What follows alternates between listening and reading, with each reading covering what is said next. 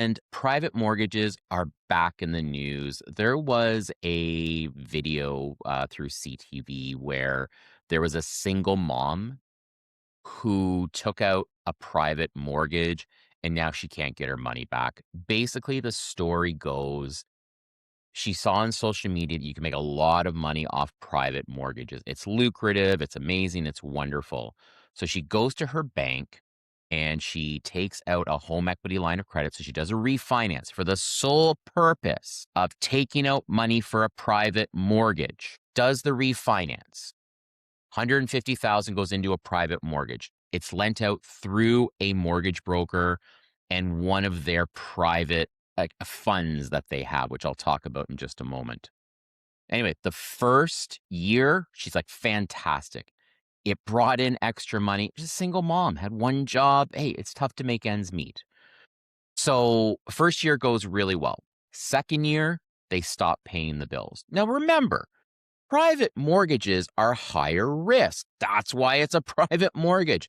They can't get approved through a traditional lender.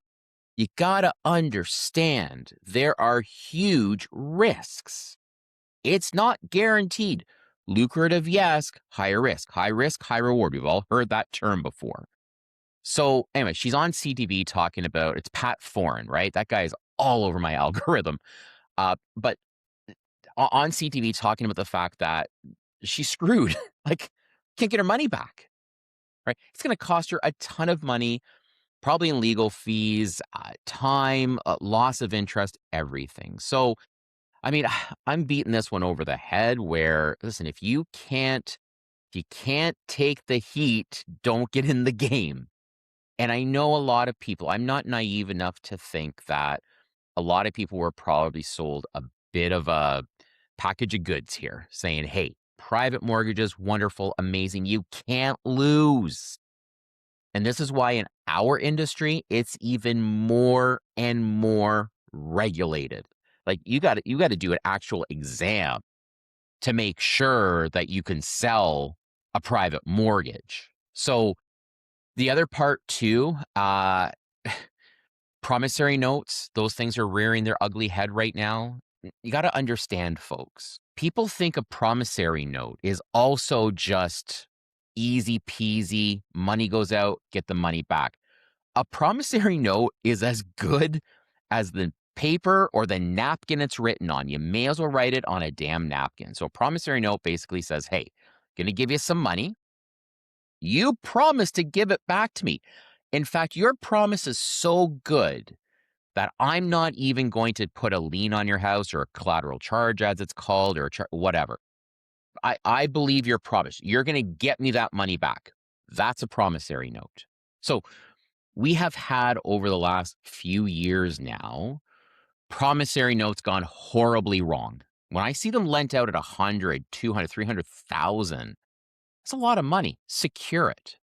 If you're doing a promissory note at $5,000, three, two, okay, fine. Different scenario, obviously. But privates, which are normally secured, they're taking some heat. Private mortgages, promissory notes. Proceed with caution. Lucrative? Sure. High risk? Through the freaking roof. Understand this. Also understand that I think a lot of these things were sold through the boom. We can now say that through the boom as no loss. You will make hundreds of millions of dollars off of your $100,000 investment. It's unfortunate. I think people come, I don't think, I know this is the way it is. People come to mortgage agents and mortgage brokers, mortgage professionals, because they're supposed to know how these things work and explain pros and cons. So when that trust is completely just killed because you're not doing the right thing for your client, here's the world we end up in.